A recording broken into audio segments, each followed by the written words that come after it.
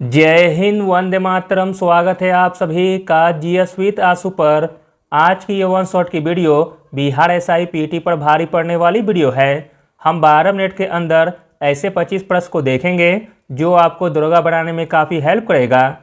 अगर आपका सपना है बिहार दरोगा बनकर अपने माता पिता, गांव, मोहल्ले, समाज का नाम रोशन करना, तो आज से ही सेट लगाना शुरू कर दीजिए, क्योंकि वैकेंसी बहुत ही जल्द आ रही है। वैकेंसी आने के बाद टाइम नहीं बचेगा तैयारी के लिए, इसलिए हर दिन प्रैक्टिस करते रहिए। और स्टार्ट करने से पहले आप लोगों से एक ही रिक्वेस्ट है, प्लीज़ वीडियो को लाइक और किसी भी एक ग्रुप में शेयर जरूर कर दीजिएगा। चाहे आप व्हाट्सएप पर हो, टेलीग्राम, फेसबुक पर हो, किसी भी सोशल मीडिया प्लेटफॉर्म पर शेयर जरूर कर दीजिएगा। चलिए शुरू करते हैं और आप लोग भी सोचिएगा अपना आंसर क्या हो सकता है। पहला प्रश्न है, भारतीय इतिहास के संदर्भ में निम्नलिखित में से कौन भावी बुद्ध हैं जिसका दुनिया को बचाने के लिए आना बाकी है। इंपॉर्टेंट प्रश्न है, तो दोस्तों आंसर हो जाएगा ऑप्शन नंबर सी, मैत्रेय। भारतीय इतिहास के संदर्भ में मैत्रेय भावी बुद्ध हैं जिसका दुनिया को बचाने के लिए आना बाकी है। मैत्रेय गौतम बुद्ध के उत्तराधिकारी होंगे। मैत्रेय एक बोधिसत्व हैं जो भविष्य में पृथ्वी पर दिखाई देंगे और इन्हें इस दुनिया का भावी बुद्ध माना जाएगा। अगला प्रश्न देखते हैं। प्रश्न इंपॉर्टेंट है, निम्नलिखित में से किसे फॉरवर्ड ब्लॉक के पहले महासचिव के रूप में चुना गया था, जिसे सुभाष चंद्र बोस ने 1939 में भारतीय राष्ट्रीय कांग्रेस के भीतर स्थापित किया था। तो दोस्तों फॉरवर्ड ब्लॉक के पहले महासचिव के रूप में चुना गया था एच.बी. कामत जी को, ऑप्शन नंबर सी। बोस इसके पहले अध्यक्ष और एच.पी. कामत इसके महासचिव चुने गए थे। अगला प्रश्न देखते हैं। इंपॉर्टेंट प्रश्न है, तारिक-ए-दिलखुश पुस्तक के लेखक कौन हैं। तारिक-ए-दिलखुश पुस्तक के लेखक हैं भीमसेन, ऑप्शन नंबर डी। अगला प्रश्न देखते हैं। इंपॉर्टेंट प्रश्न है, डैश की स्थापना 1938 में जवाहरलाल नेहरू के नेतृत्व में की गई थी। तो दोस्तों आंसर हो जाएगा ऑप्शन नंबर सी, राष्ट्रीय योजना समिति का। राष्ट्रीय योजना समिति की स्थापना 1938 में जवाहरलाल नेहरू के नेतृत्व में की गई थी। अगला प्रश्न देखते हैं।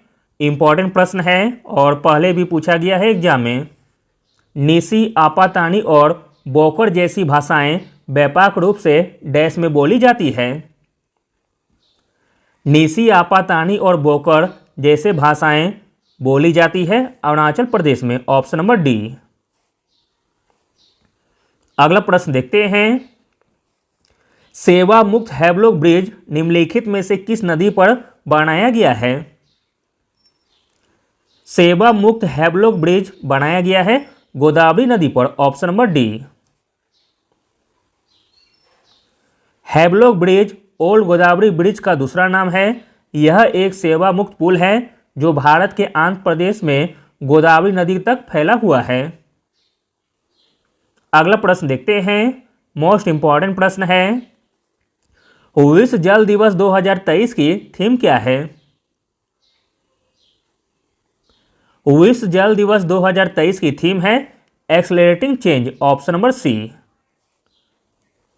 अगला प्रश्न देखते हैं। ग्लोबल फायर पावर इंडेक्स 2023 में भारत का रैंक क्या है। ग्लोबल फायर पावर इंडेक्स 2023 में भारत का रैंक है 4th, ऑप्शन नंबर डी। सूचकांक में अमेरिका शीर्ष पर है, जबकि रूस दूसरे स्थान पर और चीन तीसरे स्थान पर और भारत चौथे स्थान पर है। अगला प्रश्न देखते हैं। इंपॉर्टेंट प्रश्न है, निम्नलिखित में से कौन भारत का पहला संविधान साक्षर जिला बन गया है। भारत का पहला संविधान साक्षर जिला बन गया है कोल्लम, ऑप्शन नंबर ए। केरल का कोल्लम भारत का पहला संविधान साक्षर जिला बन गया है। अगला प्रश्न देखते हैं। इंपॉर्टेंट प्रश्न है, किस देश ने FIH पुरुष हॉकी विश्व कप 2023 का खिताब जीता है। FIH पुरुष हॉकी विश्व कप 2023 का खिताब जीता है जर्मनी ने, और जर्मनी ने हराया है बेल्जियम को। अगला प्रश्न देखते हैं, मोस्ट इंपॉर्टेंट प्रश्न है, ओंग और तेल डैश नदी की सहायक नदियां हैं। ओंग और तेल सहायक नदियां हैं महानदी की, ऑप्शन नंबर बी। अगला प्रश्न देखते हैं, इंपॉर्टेंट प्रश्न है, निम्नलिखित में से कौन सी हिमालय की चोटियां नेपाल में स्थित नहीं है। हिमालय की चोटियां जो नेपाल में स्थित नहीं है वह है ऑप्शन नंबर ए यानी कि कामेट। कामेट पर्वत नंदा देवी के बाद भारत के उत्तराखंड गढ़वाल क्षेत्र में दूसरा सबसे ऊंचा पर्वत है। यह उत्तराखंड के चमोली जिले में स्थित है। अगला प्रश्न देखते हैं, निम्नलिखित में से कौन सी एक हिमालय श्रेणी नहीं है। तो दोस्तों इसमें हिमालय श्रेणी नहीं है, वह है Satpura, option number A. Satpura मध्य भारत पहाड़ियों अर्थात मध्य प्रदेश, छत्तीसगढ़, गुजरात और महाराष्ट्र में प्रसिद्ध पर्वत श्रेणी है। अगला प्रश्न देखते हैं, इंपॉर्टेंट प्रश्न है, निम्नलिखित में से कौन भारतीय संविधान की मसौदा समिति का सदस्य नहीं था। भारतीय संविधान की मसौदा समिति का सदस्य नहीं था A V. Thakkar, option number B. मसौदा समिति में टोटल 7 सदस्य थे और ये 7 सदस्य का नाम है डॉक्टर बी.आर. अम्बेडकर, अल्लादी कृष्णा स्वामी अय्यर, डॉक्टर के.एम. मुंशी, सैयद मोहम्मद सादुतुल्लाह, 5वां है एन. गोपाल स्वामी अयंगर, 6ठा है बी.एल. मित्तर और 7वां है डी.पी. खेतान। अगला प्रश्न देखते हैं, इंपॉर्टेंट प्रश्न है, भारत की जनगणना 2011 के अनुसार हिंदी के बाद निम्नलिखित में से कौन सी भाषा भारत में सबसे अधिक लोगों द्वारा बोली जाती है। तो दोस्तों वह भाषा है बंगाली, ऑप्शन नंबर ए। 2011 की जनगणना के अनुसार 43.63 भारतीय अपनी मातृभाषा के रूप में हिंदी बोलते हैं, जबकि बंगाली 8.03% बोलने वालों के साथ सूची में दूसरे स्थान पर है। अगला प्रश्न देखते हैं, इंपॉर्टेंट प्रश्न है, निम्नलिखित में से किस राज्य में सबसे अधिक संख्या में अप्रवासी आते हैं। सबसे अधिक संख्या में अप्रवासी आते हैं महाराष्ट्र में, ऑप्शन नंबर बी। अगला प्रश्न है, निम्नलिखित में से कौन सा पारिस्थितिक पिरामिड सामान्यतः उल्टा होता है।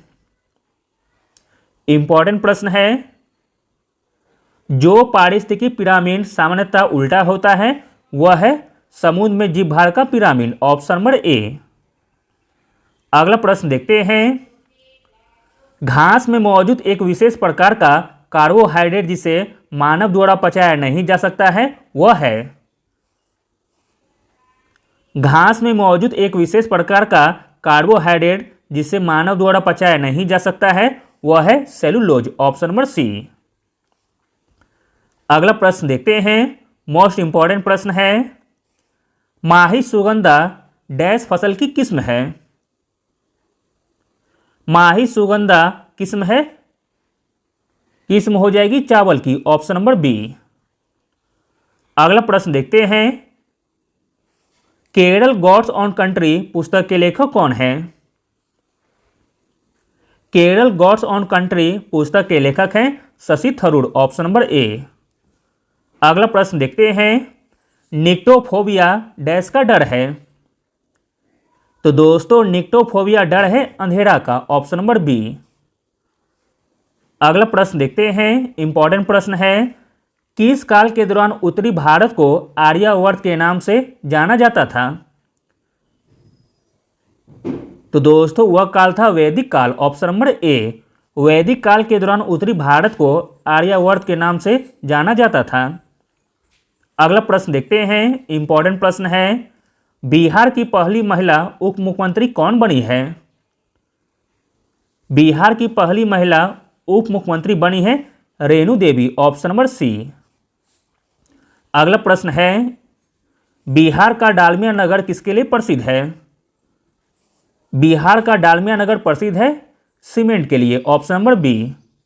अगला और अंतिम प्रश्न देखते हैं। इंपॉर्टेंट प्रश्न है, निम्नलिखित में से किस नेता ने ताशकंद समझौते पर हस्ताक्षर किए थे? ताशकंद समझौते पर हस्ताक्षर किए थे लाल बहादुर शास्त्री और Ayub Khan. Option number C. 10 जनवरी 1966 को लाल बहादुर शास्त्री और पाकिस्तान के तत्कालीन राष्ट्रपति मोहम्मद अयूब खान ने ताशकंद समझौते पर हस्ताक्षर किए थे। Thank you.